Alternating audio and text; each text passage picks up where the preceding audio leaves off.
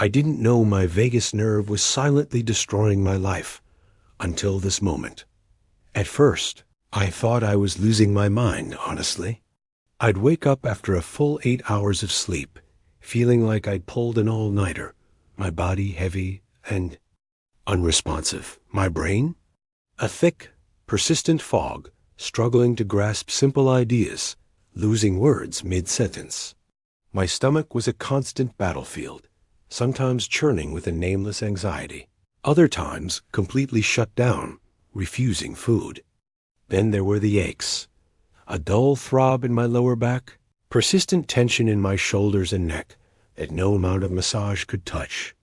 I'd find myself snapping at the people I loved most, an intense, irrational anger bubbling up over the smallest things like a misplaced remote. And just as quickly as that anger appeared, I'd crash, utterly drained, collapsing onto the couch, overwhelmed by a profound sense of apathy towards everything. My to-do list, often just a few items, felt paralyzing. I used to tell myself, it's just stress. Everyone feels this way. Or you're not disciplined enough. You're lazy. Just push through. I tried every self-help solution out there. Meditation apps, elaborate green smoothies, strict workout routines, even cutting out coffee entirely. Nothing worked. In fact, sometimes these solutions just piled on more pressure, adding another layer of failure to my already heavy load. This went on for years, a slow, insidious erosion of my sense of self, my energy, my joy. I was convinced I was fundamentally flawed, broken beyond repair. My life felt like it was constantly operating on an emergency generator, flickering in and out, never truly stable. The scariest part, I actually started to believe this was my new normal, the inevitable price of being an adult, living in this relentless, fast-paced world. But here's the kicker. Even when things were objectively going well, career successes, stable relationships, moments of calm, that underlying sense of wrongness, that deep fatigue, persisted. It was a complete mystery, especially that chilling feeling that you're just ... dead inside, or perpetually on edge with anxiety. Maybe you felt it too. That inexplicable feeling of being on the verge of tears, or the sudden, overwhelming urge to run away, even from comfortable, safe situations. Or perhaps it's the opposite, a deep numbness, a detachment so profound that nothing really touches you anymore, good or bad.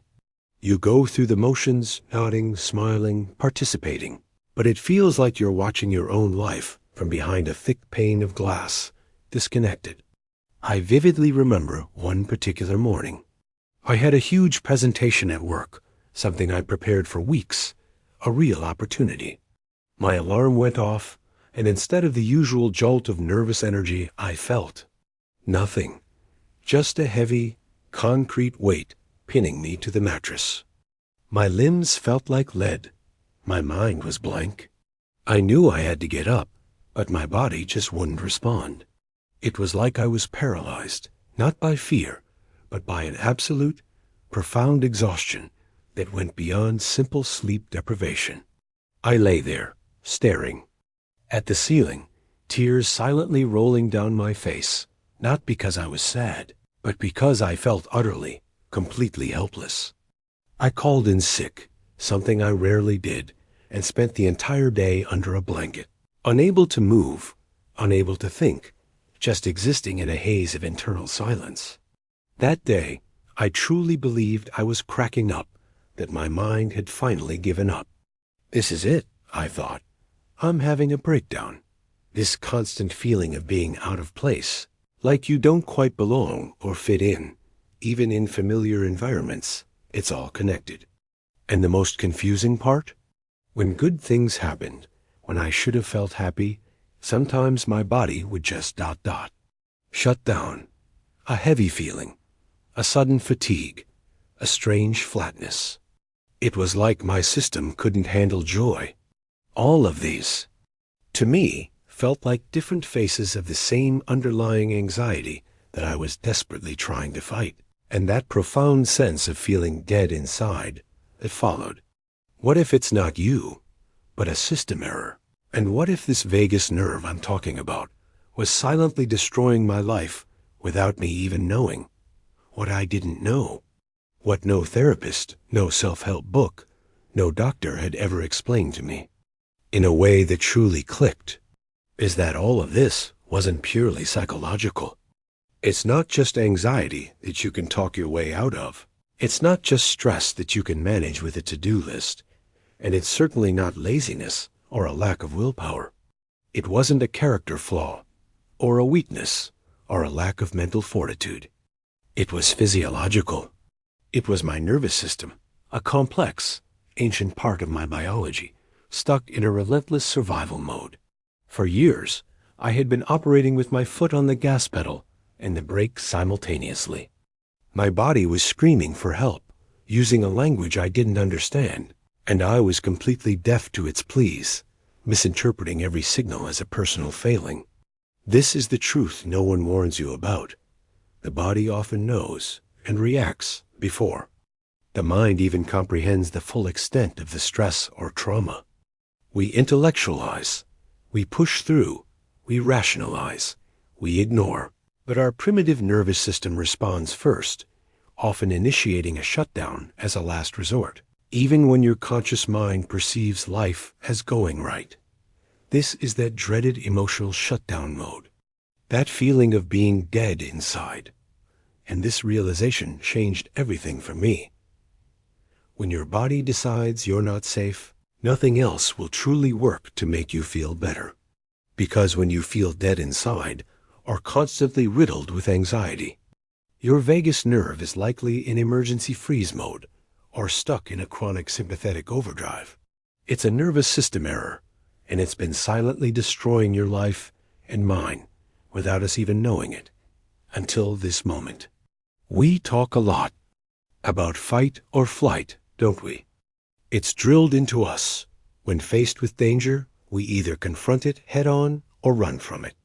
And for a long time, I thought that was the extent of it.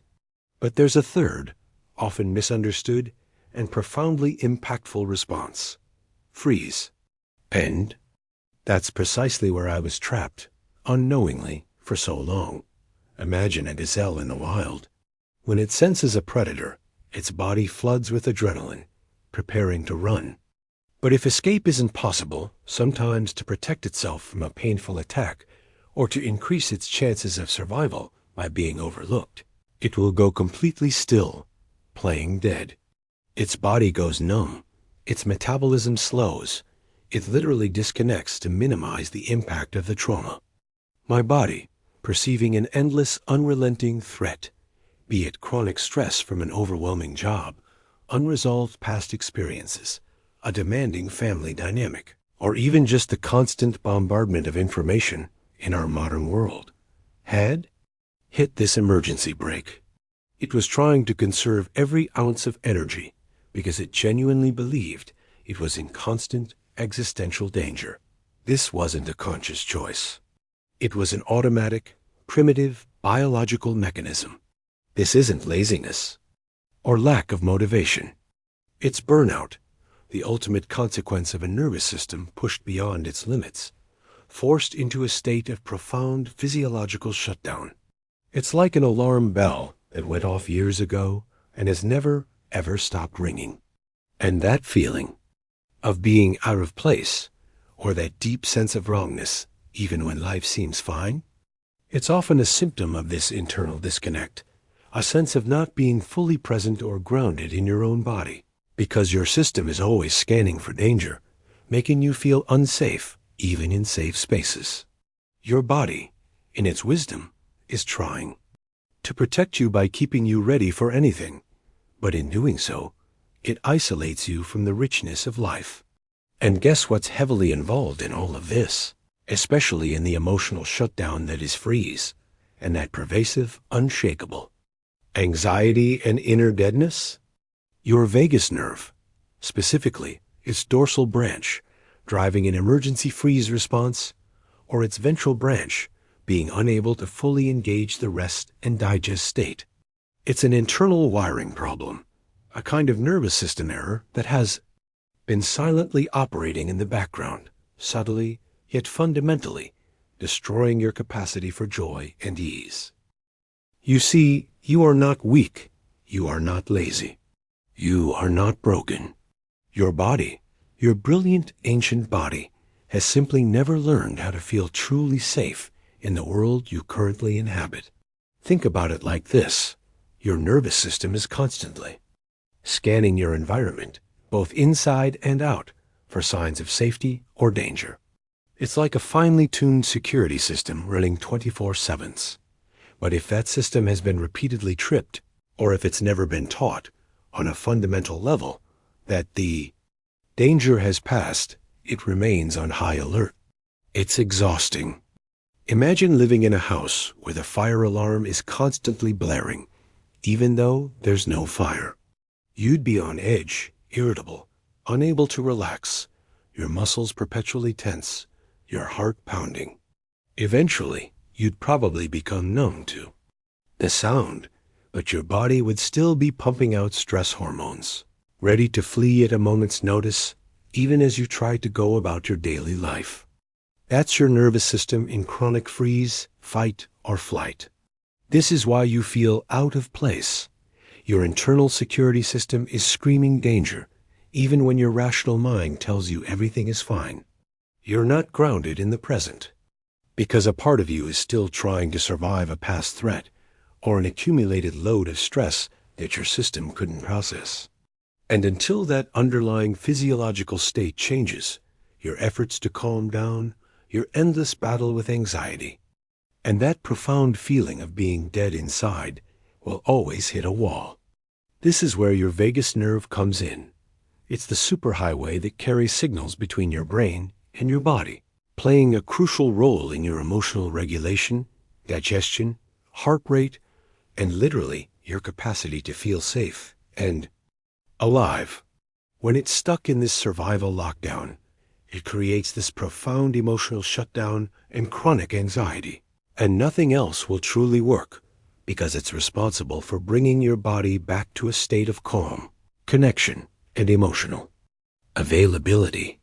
It's essentially preserving you, but at the cost of feeling alive. It's a fundamental nervous system error that requires a different approach than just thinking positive or managing stress. An error that, for me, went unnoticed while it silently destroyed my life. This isn't your fault. Our modern lives are often a recipe for this kind of dysregulation. We're constantly bombarded with information, expected to be on 24/7, rarely given true downtime. We're taught to push through, to ignore our body's signals, to intellectualize our feelings instead of truly feeling and processing them. We accumulate tiny, everyday stresses, little micro-traumas that pile up without ever being fully processed or released. And if you've experienced bigger, more impactful traumas, then your system is even more primed to stay in this protective, hyper-vigilant state. It makes perfect sense. Your body is doing exactly what it was designed to do: protect you. The only problem is, it's still operating as if the saber-toothed tiger is just around the corner, even when you're just trying to pay your bills or reply to an email in the safety of your home, here in Ponta Grossa, Brazil, or anywhere in the world. The key, then, isn't to fix your mind, or to think positive, or to simply relax. The key is to help your body, on a physiological level, understand that it is now safe. To gently, patiently, and consistently send signals of safety to that deeply intelligent, protective nervous system. Because when your body believes it's unsafe, no amount of positive thinking or self-talk can override that primal programming. You've been fighting anxiety with the wrong tools. You need to reset the communication lines, and that fundamentally starts with gently, but deliberately, coaxing your vagus nerve out of its emergency freeze mode. The first thing that helped me, the very first crack in that concrete wall of exhaustion and apathy, was realizing It wasn't my mind that needed to relax. It was my body that needed to feel safe. And the biggest mistake I, and almost everyone else made when trying to calm down or feel right was trying to force it. We try to deep breathe aggressively, to meditate when our mind is racing, to tell ourselves just relax as if it's a simple command. We try to intellectualize why we feel out of place, to change our thoughts, hoping our feelings will magically follow. But when your body is physiologically wired for survival, telling your mind to calm down is like telling a car engine to stop racing when the accelerator is still floored. It doesn't work. In fact, it often creates more tension, more frustration, and deeper self-blame. The key, the truly transformative secret, lies in addressing the body directly, not just the mind. This is about recognizing that your nervous system, specifically your autonomic nervous system, is a part of your body that literally never rests. It's constantly regulating your heartbeat, your breathing, your digestion, your temperature, and critically, your sense of safety. If it's stuck in overdrive or worse, in an emotional shutdown mode via the dorsal vagal response, it's relentlessly burning you out from the inside, causing that deep, unshakable sense that something is wrong, even when life seems fine, and making you feel dead inside. This is where you need to deliberately, gently, and consistently force, in the kindest way possible, your vagus nerve back online, because it holds the master key to your internal calm and your capacity to feel alive, something I never understood until it became undeniable. The simplest thing I started doing, the very first step to resetting my vagus nerve and truly unlocking my body from this survival lockdown and emotional shutdown, was a somatic healing practice so small, so seemingly insignificant, yet so profoundly powerful that it almost feels silly to describe it. But trust me on this. I started by just placing my hands on my body. One hand over my heart, the other over my lower belly, just below my navel. And then I would simply breathe. Not a deep, forced breath, not a breath aimed at relaxing or fixing anything. Just a gentle, soft breath. I would simply feel the weight of my hands on my skin, feel the gentle rise and fall of my chest and belly with each inhale and exhale. And I would silently say to myself, or even out loud in a whisper, I'm here. You're here. We're here together. We're safe. This wasn't about trying to make the anxiety disappear. It wasn't about forcing myself into a state of calm. It was about noticing the gentle warmth of my hands, noticing the subtle movement of my breath. It's a direct, visceral message to your vagus nerve and your entire nervous system. Through that gentle, intentional touch and conscious, soft breath, you're telling your body, I'm paying attention. I'm connected. You're allowed to be here. You're allowed to rest now. It's a tiny shift, but it's a direct message to your nervous system. You can start to downregulate. You can start to come out of that high alert state. You can begin to feel yourself, truly feel your body, perhaps for the first time in a very long time. This is how you begin to feel truly in place, by helping your body find its internal sense of safety. This isn't a quick fix, a magic pill, but it's a foundational step, a tiny seed of safety planted in a nervous system that has been starved of it. Do it for 30 seconds, a minute, 5 minutes. Do it when you feel overwhelmed, or when you're just sitting on the couch. Just touch. Just breathe. Just notice. This is the first step in understanding the mysterious language your body has been speaking to you all along, and how to gently, but powerfully, reset your vagus nerve and pull yourself out of emotional shutdown, finally allowing you to feel alive again and truly address your anxiety from the root. This was the moment I realized my vagus nerve had been silently destroying my life, and the moment I finally started to take it back. If you stayed until now, if these words resonated deeply within you, then probably your body has also been waiting to hear this for a very, very long time.